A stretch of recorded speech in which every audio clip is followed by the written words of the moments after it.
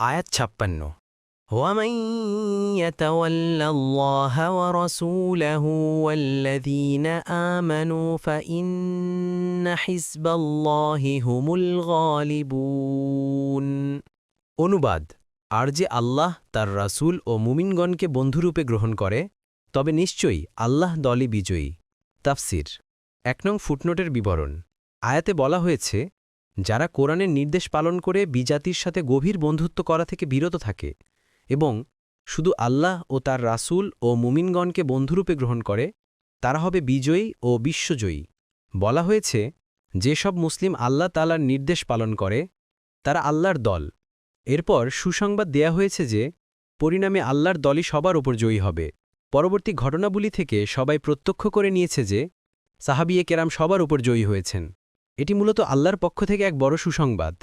যারা আল্লাহর নির্দেশ মানবে তারা তার দল ও বাহিনীভুক্ত হবে তাদের জন্যই জয় অপেক্ষা করছে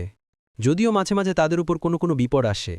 তা শুধুমাত্র আল্লাহ তার কোনো ইচ্ছা বাস্তবায়ন করার জন্য তা করিয়ে থাকেন তবে শেষ পর্যন্ত শুভ পরিণাম ও বিজয় তাদেরই পক্ষে যায় অন্য আয়াতেও আল্লাহ তাআলা অনুরূপ বলেছেন তিনি বলেছেন আর আমাদের বাহিনী অবশ্যই বিজয়ী হবে সূরা আল-সাফফাতের ১৭৩ পরবর্তী তাফসিরে যেতে ভিডিওটি শেষ হওয়ার পূর্বেই এই বক্সে ক্লিক করুন ভয়েস বা উচ্চারণে অনিচ্ছাকৃত ত্রুটি ক্ষমাসুন্দর দৃষ্টিতে দেখবেন ইনশাআল্লাহ